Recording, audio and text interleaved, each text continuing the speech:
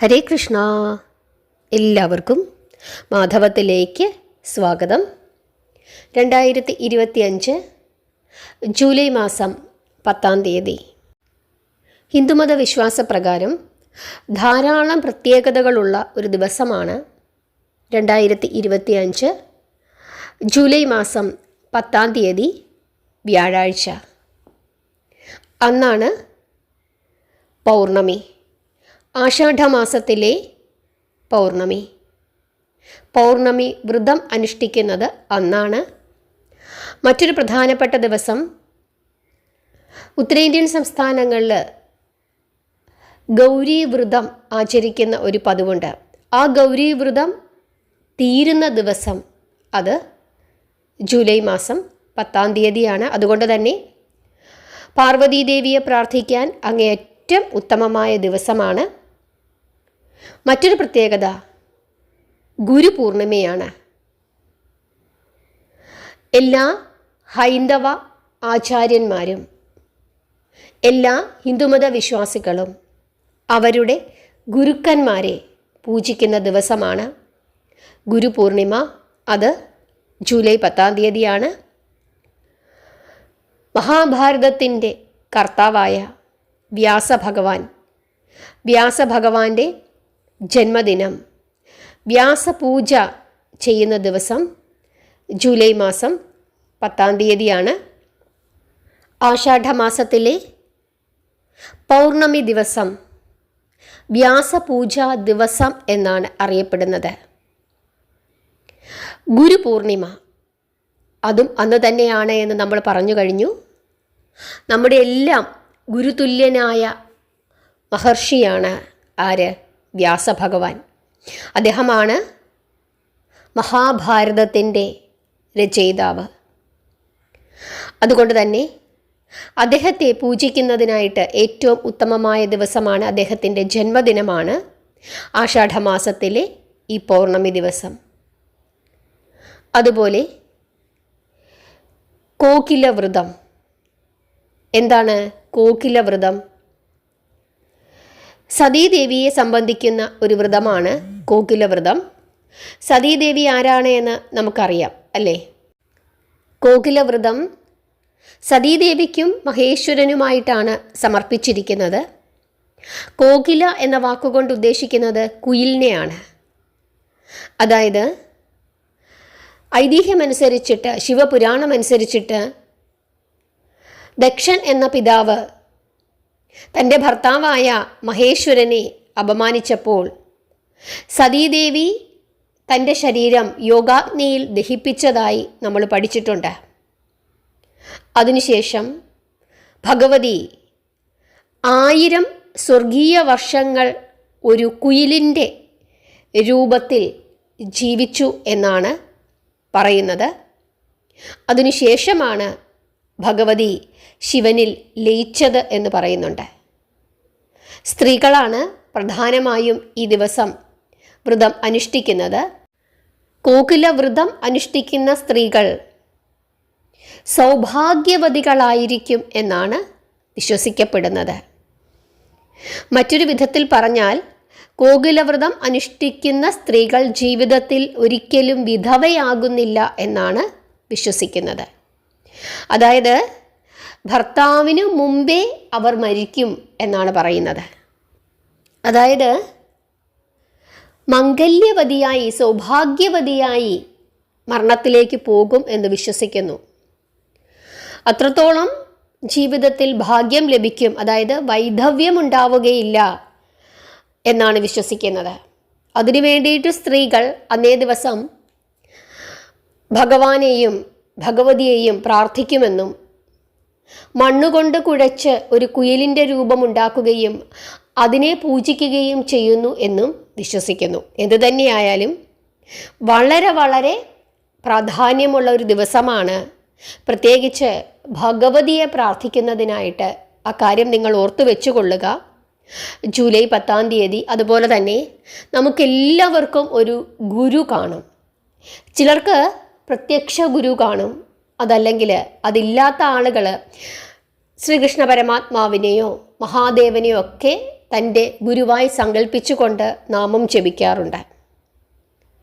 എന്തു തന്നെയായാലും താൻ ഗുരുസ്ഥാനത്ത് കാണുന്ന, അത് ചിലപ്പോൾ നമ്മുടെ അധ്യാപകനാവാം, അതല്ലെങ്കിൽ ഈശ്വരീയ വിശ്വാസം അനുസരിച്ചിട്ടുള്ള ഭഗവാന്മാരും ഭഗവതിമാരുമായിരിക്കാം, അതല്ലെങ്കിൽ ഏതെങ്കിലും ആശ്രമത്തിൽ ഏതെങ്കിലും ഒരു ആചാര്യനായിരിക്കാം. എന്തായാലും ആ ഗുരുവിനെ പൂജിക്കുന്നതിന് ഏറ്റവും ഉത്തമമായ ദിവസമാണ് ജൂലൈ മാസം 10-ാം തീയതി. അതുപോലെ തന്നെ പൗർണമി വ്രതം, അതാണ് പ്രധാനമായും ഓർക്കേണ്ടത്. വളരെ വളരെ വിശേഷപ്പെട്ട പൗർണമിയാണ് ഇത്തവണ ഈ ആഷാഢമാസത്തിലെ പൗർണമി. സാധാരണ എല്ലാ മാസവും പൗർണമി വരാറുണ്ടെങ്കിലും ഇത്തവണത്തെ പൗർണമിക്ക് വളരെ വളരെ പ്രത്യേകതയുണ്ട്. പൗർണമി വ്രതം അനുഷ്ഠിക്കുന്ന ആളുകൾക്ക് എല്ലാ തരത്തിലുള്ള ഭാഗ്യവും സമ്പൽ സമൃദ്ധിയും സന്തോഷവും സന്താനലബ്ധിയും ഒക്കെ ലഭിക്കും എന്നാണ് വിശ്വസിക്കുന്നത്. ചിലർ പൗർണമി ദിവസം ഭഗവതിയെ പ്രാർത്ഥിക്കാറുണ്ട്. ചിലർ ഹനുമാൻ സ്വാമിയെ മനസ്സിൽ വിചാരിച്ചിട്ടാണ് പൗർണമി വ്രതം അനുഷ്ഠിക്കുന്നത്. ചിലർ മഹാവിഷ്ണുവിനെ പ്രാർത്ഥിക്കാറുണ്ട്. ചിലർ വേലായുധ സ്വാമിയെ പ്രാർത്ഥിക്കാറുണ്ട്. നമ്മുടെ വിശ്വാസം അനുസരിച്ചിട്ട് ആരെയാണോ പ്രാർത്ഥിക്കേണ്ടുന്നത് അതനുസരിച്ചിട്ട് നമുക്ക് പ്രാർത്ഥിക്കാം. വളരെ വളരെ ഉത്തമമാണ് ഇത്തവണത്തെ പൗർണമി. അതുകൊണ്ട് ഇതുവരെ പൗർണമി വ്രതം എടുത്തിട്ടില്ലാത്ത ആളുകൾ പോലും ഇത്തവണയൊന്ന് പൗർണമി വ്രതം എടുക്കണം എന്നാണ് പറയാനുള്ളത്. കാരണം ഏറ്റവും ഉത്തമമായ ഒരു ദിവസമാണ് ഈ വരുന്ന ജൂലൈ 10-ാം തീയതി. അന്ന് നിങ്ങൾ നോൺ വെജ് എങ്കിലും ഒഴിവാക്കിയിട്ട് കൂടുതൽ സമയം പ്രാർത്ഥനയ്ക്കായി ചിലവഴിക്കുന്നത് അങ്ങേയറ്റം ഉത്തമമാണ്. എങ്ങനെയാണ് പൗർണമി വ്രതം അനുഷ്ഠിക്കേണ്ടത് എന്നും അതുപോലെ തന്നെ പൗർണമി വ്രതത്തിൻ്റെ പാരണാസമയം എപ്പോഴാണ് എന്നും വ്രതകഥയും നമുക്കൊന്ന് നോക്കാം. പൗർണമി വ്രതത്തിൽ സാധാരണയായിട്ട് അതിരാവിലെ എഴുന്നേൽക്കുകയും പ്രഭാത കൃത്യങ്ങളും സ്നാനവും ഒക്കെ കഴിച്ചതിന് ശേഷം ഏതു ദേവതയാണോ നമ്മൾ പ്രാർത്ഥിക്കുന്നത് ആ ദേവതയെ പ്രാർത്ഥിക്കണം എന്ന് പറയുന്നുണ്ട്. ആ പ്രാർത്ഥനയ്ക്ക് മുമ്പായിട്ട് വിഘ്നേശ്വരനെ നമ്മൾ നിർബന്ധമായും പ്രാർത്ഥിക്കണം. കാരണം ഏതൊരു വ്രതാനുഷ്ഠാനത്തിൻ്റെയും അത് തുടങ്ങുന്നതിന് മുമ്പായിട്ട് വിഘ്നേശ്വരനെ പ്രാർത്ഥിക്കണം. കാരണം വിഘ്നങ്ങളൊന്നും കൂടാതെ വ്രതം പൂർത്തിയാക്കാനായിട്ട് നമ്മളെ അനുഗ്രഹിക്കണം. അങ്ങനെ ഏതു ദേവതയാണോ നമ്മൾ പ്രാർത്ഥിക്കുന്നത് ആ ദേവതയുടെ പ്രാർത്ഥനകളൊക്കെ ചൊല്ലി ഭഗവാൻ അല്ലെങ്കിൽ ഭഗവതിക്ക് പ്രസാദം സമർപ്പിച്ച് നമുക്ക് പ്രാർത്ഥിക്കാം. അതിനുശേഷം ചിലർ ഉപവസിക്കും. ചിലർ സാധാരണ പോലെ പാലും പഴങ്ങളും കഴിച്ചിരിക്കും, പഴവർഗ്ഗങ്ങൾ കഴിക്കും. പക്ഷേ ധാന്യവർഗ്ഗങ്ങളോ മറ്റ് അങ്ങനെയുള്ള കാര്യങ്ങളൊന്നും തന്നെ ആരും ഉപയോഗിക്കാറില്ല. പഴങ്ങളും പാലും അതാണ് സാധാരണയായിട്ട് ഉപയോഗിക്കുന്നത്. അതല്ലെങ്കിൽ ഉപവാസം, അതല്ലെങ്കിൽ ജലം മാത്രം, അങ്ങനെയാണ് ചെയ്യുന്നത്. അതിനുശേഷം വ്രതകഥ അത് നമ്മൾ പറയും. പിന്നെ മറ്റൊരു കാര്യം, വ്രതം അവസാനിപ്പിക്കേണ്ടുന്ന സമയം ചിലർ പിറ്റേ ദിവസം രാവിലെ ആയിരിക്കും വ്രതം അവസാനിപ്പിക്കുന്നത്. പക്ഷേ പിറ്റേ ദിവസം വരെ കാത്തിരിക്കണം എന്നില്ല. ചന്ദ്രോദയത്തിനു ശേഷം നമുക്ക് വ്രതം അവസാനിപ്പിക്കാവുന്നതാണ്. ഇവിടെ പൗർണമി തിഥി ആരംഭിക്കുന്നത് 2025 ജൂലൈ മാസം 10-ാം തീയതി പുലർച്ചെ 1:36 മുതൽ 2025 ജൂലൈ മാസം 11-ാം തീയതി പുലർച്ചെ 2:06 വരെയാണ്.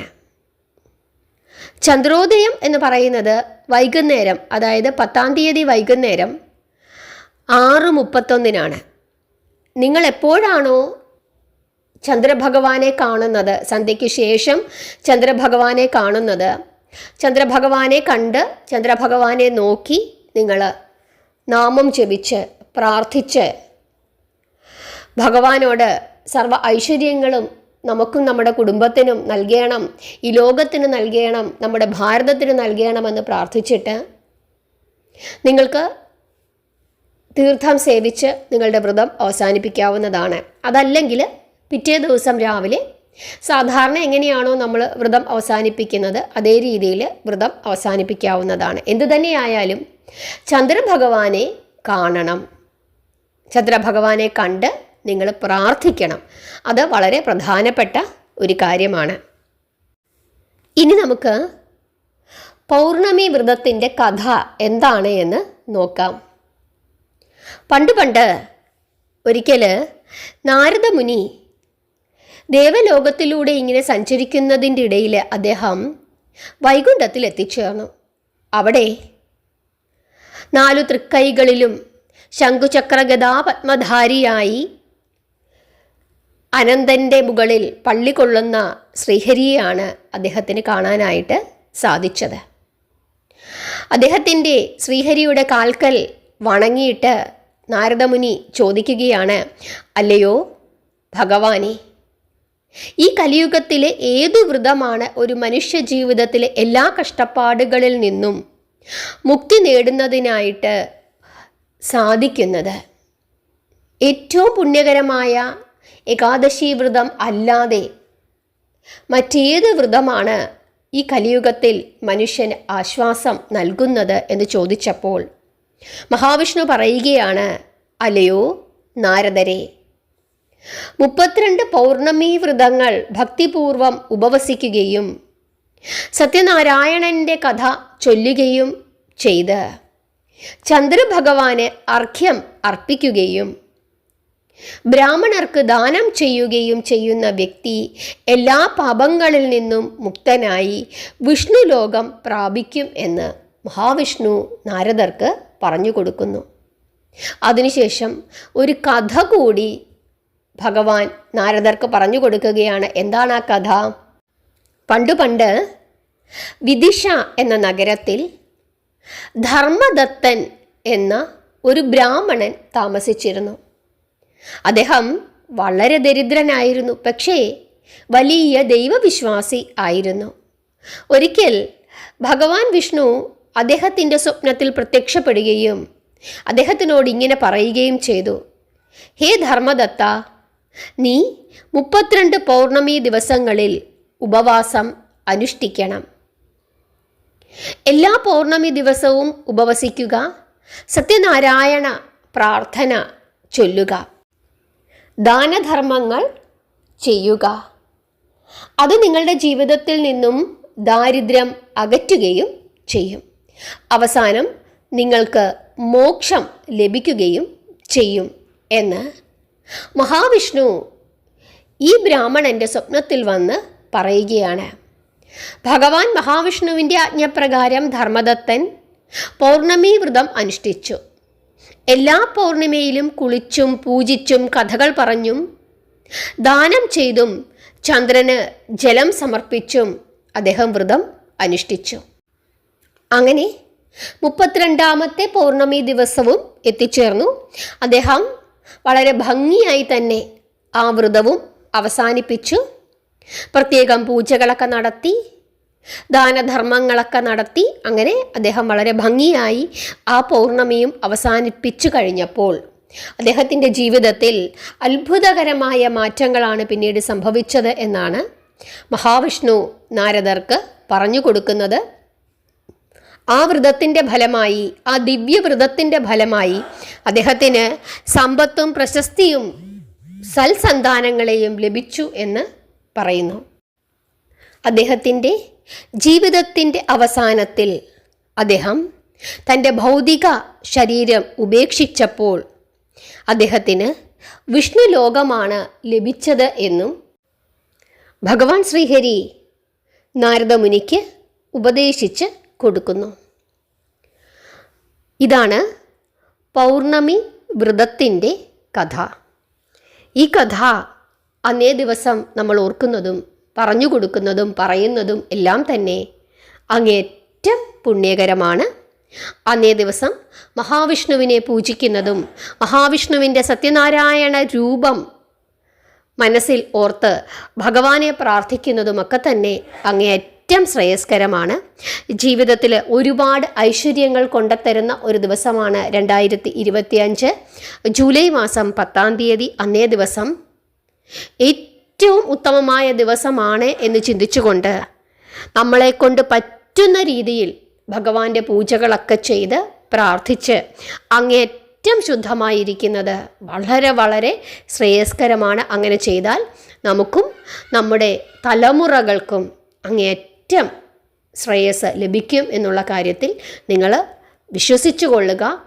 അതുകൊണ്ട് തന്നെ പ്രാർത്ഥനയ്ക്ക്, പൂജകൾക്ക് യാതൊരു കുറവും വരുത്താതെ നിങ്ങൾ നോക്കണം. തീർച്ചയായിട്ടും ഭഗവാന്റെ അനുഗ്രഹം നിങ്ങൾക്ക് എല്ലാവർക്കും ഉണ്ടാകും. നാമം ജപിച്ചുകൊണ്ടേയിരിക്കുക, ഭഗവാന്റെ കഥകൾ കേട്ടുകൊണ്ടേയിരിക്കുക. നിങ്ങളെല്ലാവരെയും അമ്മ മഹാമായ അനുഗ്രഹിക്കും. അതുപോലെ തന്നെ ഭഗവാന്റെ അനുഗ്രഹം നിങ്ങൾക്ക് എല്ലാവർക്കും ഉണ്ടാകട്ടെ. ഹരേ കൃഷ്ണ.